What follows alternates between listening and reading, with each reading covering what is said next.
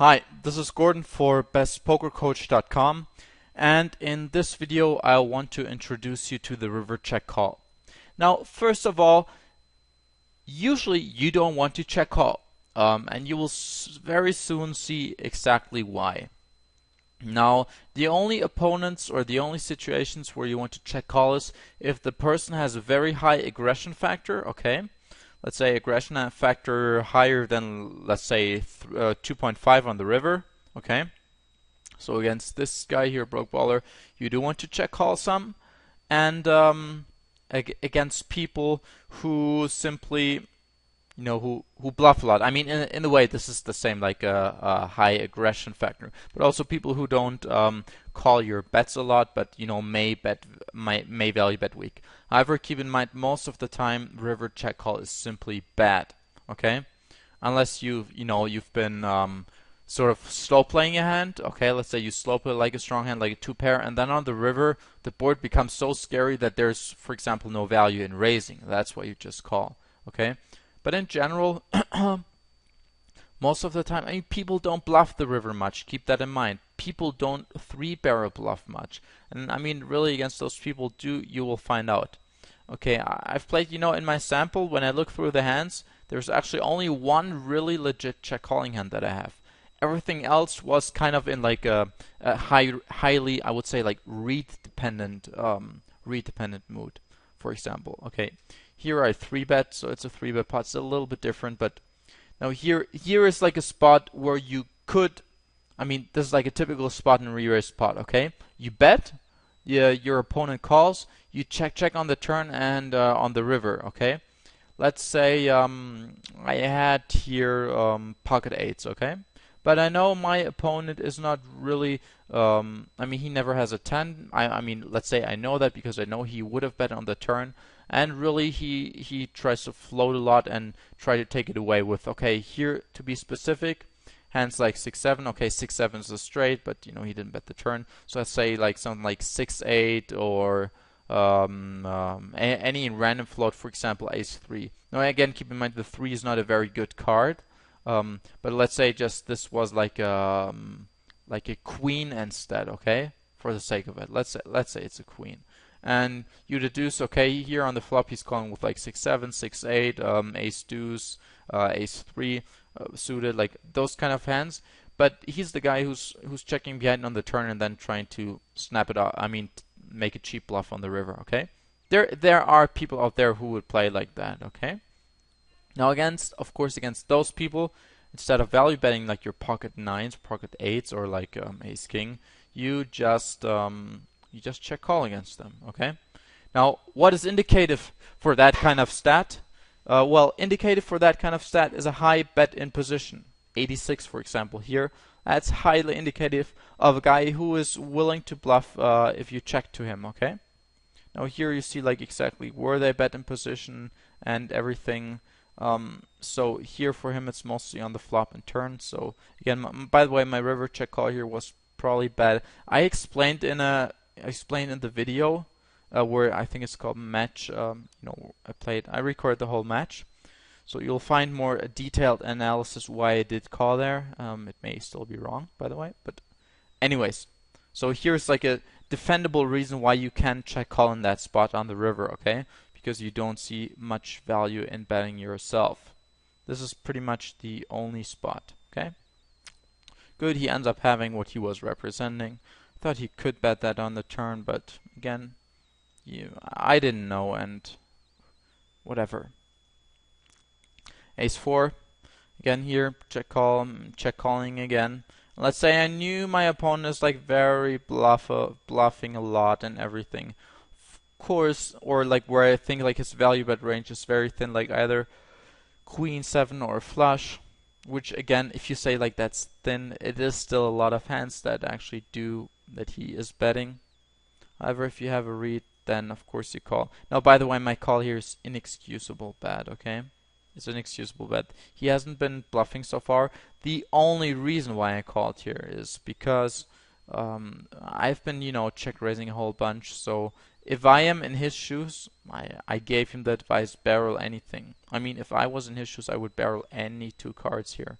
the way it's played. I mean, the flop is 100% c-bet. The turn after the c-bet, it's a clear barrel, and on the river you can, barrel as well. That's the reason why I call it. Now, if he's not bluffing there, of course my call is terrible. I'm just saying I expected him to be like ridiculously wide here, which probably is not really the case. So I think this call is bad. But again, like this would be a reason. And I'm trying to tell you again, this doesn't happen often. Like if you would be folding here, just closing your eyes, folding every single time, you wouldn't be doing anything bad, okay? Keep that in mind. You don't need this kind of fancy, very light calls stuff in order to win, okay? Especially actually, if you're without it, you're better off because there will be no way where you can misapply that, okay? Unless it's like a completely obvious spot. Good. Here we actually have a very legit check call. Check raise the flop. Again, expect the guy to raise any better hand. And on the river, there's not much that will play this way that beats me besides exactly ace deuce, okay? So, okay, I checked, and here I also expected him to bluff a lot of busted draws. And that was the main reason for checking. So after being the aggressor, or in general, if you check call the river, do it for a reason, okay? Against most people here, okay? Against, if I know the guy is not betting a busted draw. For example, against some amateur players, okay? For example, if you saw them, not betting a busted draw, then this is a clear check fold. I try to point this out. This is one of the most clear check fold in history of poker, to talk in the words of famous players. The history of poker is very strong words. But I really mean you should be able to check fold in those spots a lot, okay? And not spew it off weakly. Now here I did have a strong read, and I explained it in the video. For whatever reason, I decided to call here because again he has no stronger hand. Every stronger hand I expect to put in more money, and he's probably not value betting like ace 7 here. Ace 10, I didn't give him credit to be able to value bet like that, so that's it. That's what we called. Okay? This is a very legit check calling spot. Good. Let's see what this here is. Called. On the turn it didn't, and on the river I checked. Now he overbets. Now this could be a legit check calling spot. For example, if you know the guy is value betting very light on the turn. However, I explained that in the video, he can very well represent a 10 like that. The only question is, and again, don't level yourself too much, why would he ever overbet in 10? The thing is, I can never have a very good hand here. Just because I didn't bet the river, I probably don't have an ace. A jack, I would need like queen jack here, which I'm re-raising pre-flop, king jack. All those gutshot hands, they're not in my range. So if the guy was thinking carefully through it, it's kind of a thin bet. But then again, I cannot say like, oh, he's making a uneducated play, his play is bad. No, it's not, because his play is right if I call him. The thing is, think on a very simple level, like he's representing a 10. Can he have the 10? Definitely yes. Has he done anything weird before? Well, he has done some weird stuff, which is why I ended up actually calling is also for the video. I explained that, blah, blah, blah. But I hope you understand that this is also usually a fault here. But if you have like some very special reason, call. And by the way, he had the 10. There you go. See this one here. King 8, check call the flop. We explained that in a different video. And here again, that's kind of I explained this in detail. Now the main reason here for calling again is if he does have something busted draw, I'll give him the chance to bluff. Is he value betting anything? No, I don't see him value betting much here. He would have to play like a full house like that, but then I would have to give him credit for overbetting pocket 7s or pocket aces or ace 3 on the turn like that, which I simply can't. By the way, it wouldn't be that bad of a play. Just saying, I just didn't give him any credit for doing that. There was no evidence that he could ever be doing something like this. So yeah, it's a pretty straightforward call. I also mentioned me hitting the king doesn't really matter that much. It does help case he was playing a hand like pocket fours that way. Yeah, so pretty forward check call, because like here by betting, I'm not making any hand fold. Like if he did play trips or any strong hand like that, he's never folding. So it's a pretty straightforward check, and since he's also not value betting much, easiest check call. Good. Let's see. Ace deuce. 3-bet. We call. Bet the flop. The turn. What's happening here? Okay. Now this is another spot where you can check call. I mean, betting is definitely out of question. We're not going to make him fold any flush. Thus, no better hand is going to fold on the river. I mean, on the river, this concept in a way applies, because really no better hand is fold and no worse hand is calling. Here, now the thing is, he makes a very small bet, which could be indicative of like a cheap bluff trying to pick up the pot, as well as a thin value bet with a weak flush. Now, did I think he was capable of making a thin value bet? Definitely not. And also you see river aggression is like infinite to infinite, which may be due to the sample size, or maybe because he is that aggressive. Just some points. That's why I'm calling here. I also beat like a random 2-pair that he turned into a bluff. I do beat a lot of those mate hands that he turns into bluff. Yeah. Again, I don't generally give people credit to bet like a low flush. What do I think he has? Like probably 10. Also 3 big flush cards are out there to keep in mind. Now people don't realize, like once they have the 10 high flush there, they don't realize, oh, that's the second nuts, right? This is not how people play. So they wouldn't play it as strong as the second nuts. They still have the absolute hand strength in their head, like, oh, 10 high flush, probably can't bet you're big, okay?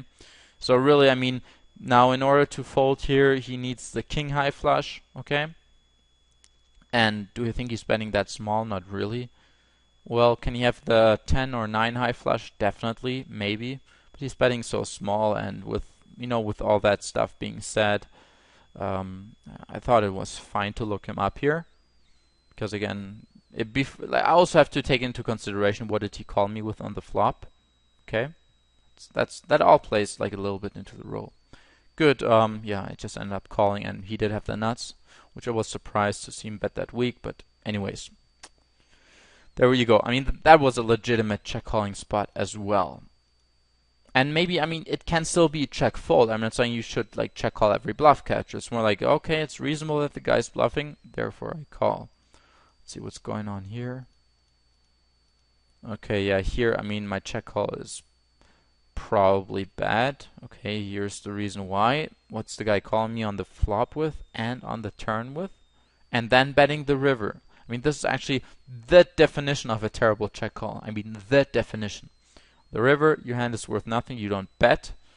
And once he's betting, like, in order to make this call here, I have to assume he's turning like a random 9 into a bluff. Okay? Or like a random 10. That's the assumption that I need in order to make this river call, in addition to his low frequency. Now, his river frequency is higher, but I mean, it's 1.5. It's still not very high, okay? So, yeah. Not sure what else to say. This is the very definition of a very bad call. And you see it been made by me, and I critique this play all day long. So, this is, in a way, one of the biggest challenges, actually. Now, many people know what's wrong and right, and you see, like, even though I know, okay, this is, like, wrong what I did, I still ended up doing. I'm not sure if I had some sort of elaborate reason that I used as an excuse, or if I just called to show you that I was beat because it's my test account. I'm really not sure, okay? However, this play is bad. Bad. And it's good that you see it your coach doing, so you don't think like, oh, this is only something that, you know, other people do. I mean, the mistakes I'm showing to you are exactly the same mistakes that I've been doing a lot, and, you know, that as you sadly see that I still do, okay? It's just a question of discipline. So really get your stuff done. Most of the stuff, I mean, you'll figure out, you understand, and then you know, but you still have to incorporate it into your game. Now again, I've dug a little bit around and tried to find many hands against weak players as well, because I realize Most of the hands I'm showing you now were still against somewhat regulars, although I'm telling you it's no different if you play regular or so-called fish. Depends like all the stats, and some regulars have in some position fishy stats and in other positions not, blah blah blah. You'll figure out, okay? I'm trying to show you some check call spots. Now again, I raised here out of position with sixes and bet the flop. Again, bet sizing, you see it's a dry board, very small. The guy calls, okay? We don't have a specific stats on him, okay? Now here again, I bet for value again on the turn, get called. Now on the river, I check. Now what's going on? He's betting very small, so I can call this bet, but against a bigger bet I should fold. Why that? And once he calls 2 times, it's pretty clear that he could have a queen, and he can pretty much more likely actually have the flush, okay? I don't think he's betting a 7 like that, but without the flush, okay, let's say this card was anything else, it really doesn't matter which card it is, okay? I mean, I guess besides maybe a 7, because then I don't even beat bluffs, okay? But anything besides a 7 that is not a flush card, I can definitely check call. Why that? Because I know my opponent doesn't value bet a 7. He could have raised a queen earlier. So most people, and let's say in addition to that, he will have a high aggression factor on the river, like many fish have, like very low on flop, very low on turn, then high on river. This would be the ideal spot to check call. Because also, I cannot really value bet. Like, what am I value betting against? Against nothing, like just ace high, okay? So this is the typical spot to check call if this was not the flush. Now he bet so small that I called anyways. But like against any, like let's say half pot or bigger, I'm instantly folding. And again, he was doing whatever with ace king. I mean, value bet probably, not sure. Yep, let's look here. Okay, we check. Now I checked again. He bet. I call. And he bets again 10. Again, because it's a min bet, I'm basically calling. The reasoning here for calling in general is also that you don't give the guy credit for value betting a 9 2 times, okay? Now, if he makes a 10, I think he definitely can have a 9, but I get such good odds in case he's bluffing, blah, blah, blah. And ironically, he was value betting himself, which is quite interesting. But again, yeah, you learn by seeing. Now, again, let's see what's going on here. We check raise because we think a weak bet is a weak bet, I guess. I must have had some huge read on the guy. I mean, definitely this is not like a standard spot. And again, here's a classic. This is the classic spot to check call on the river. I hope I check called. I really hope, because now I mean, theoretically, yes, he can have an ace.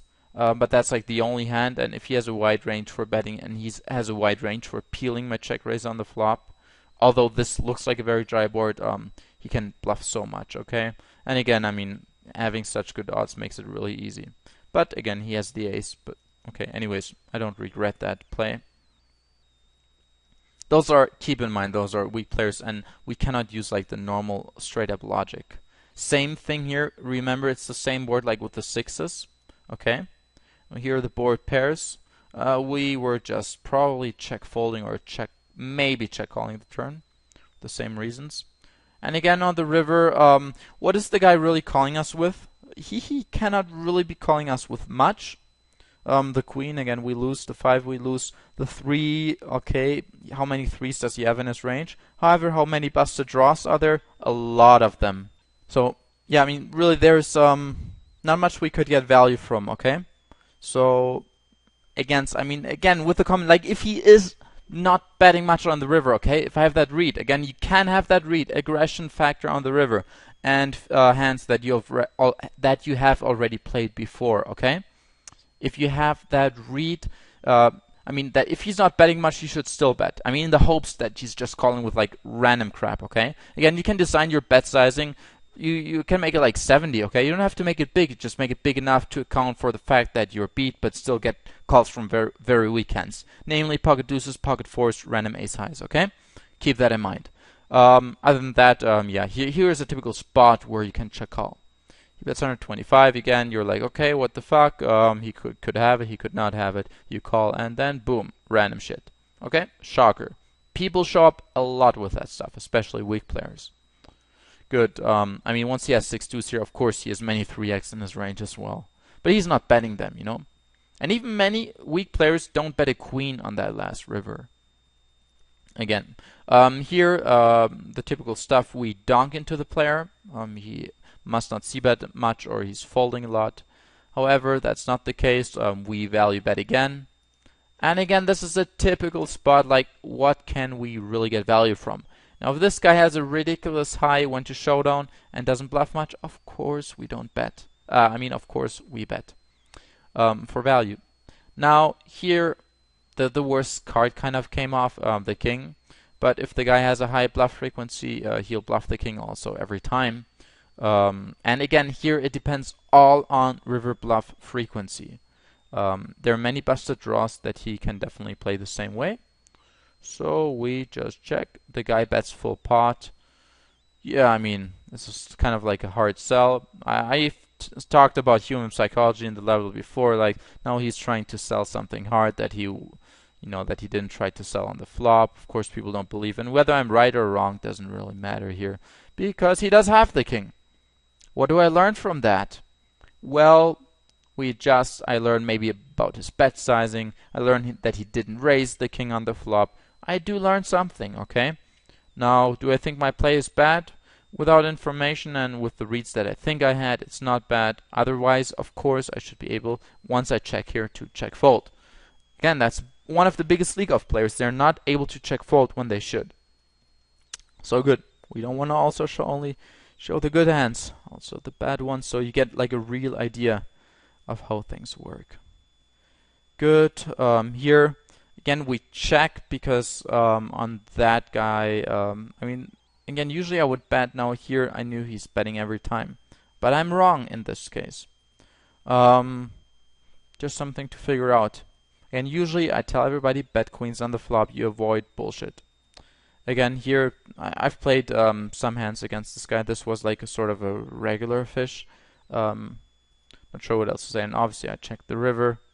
Obviously, the thing is, this guy is like betting a 5 and a 6 here. So I don't have to worry. Like, he's random bluffing, turning them into bluff. Okay? So you'll see. I'm not sure what he had. Like a 7-9. Okay. There you go. That's just the thing. Like, if he didn't have anything, his river aggression was insanely high. Don't forget the streets before. Chalk them up to read dependent, blah, blah, blah. But beware. Doom. Okay, this is a very interesting spot because I think it comes up a lot. Typical check call spot against many people. Now here, okay, you see we're very deep, so I could have bet the turn again. Actually, I could check call. There are many reasons for doing that. I don't have the stats on the guy. It's also a long time ago, so what do I know? Okay, now here on the river, what can he really have? I mean, in order for him to bet here, he probably needs a 4. I mean, he needs a 4, yeah? I'm not saying like a value bet with like anything worse would be bad. I mean, I think he can definitely value bet thin there and can expect to get called a lot, but again, his range is very thin. I mean, for betting, it's very small here as well. Maybe cheap bluff, could be cheap value bet. It's just like a very cheap bet. And he does bet a 6 like that, which is, I mean, good by him. He could bet like a little bit bigger there. Yep. Not sure what else to say. Owned, I guess. We got owned. Good. Same guy here. Check. The guy checks. I check again for whatever reason. The guy bets. Now here, similar spot. He does bet bigger. I call. He doesn't represent much in my eyes. And he bets again. This was probably the way he's bluffing. So there you go. Again, he did bet a little bit bigger, so there's a reason to think he's polarized. This may or may not have been before the hand we actually saw. Not sure what else to say about this. It's just where a very weak player represents a very polarized spot. They usually are polarized, okay? Now, regs think that other people are polarized as well. So what I would typically do is, if I'm Nelly, I'm betting like any two pair there and try to bet as thin as possible against people like myself who in that spot think the opponent is polarized. Okay.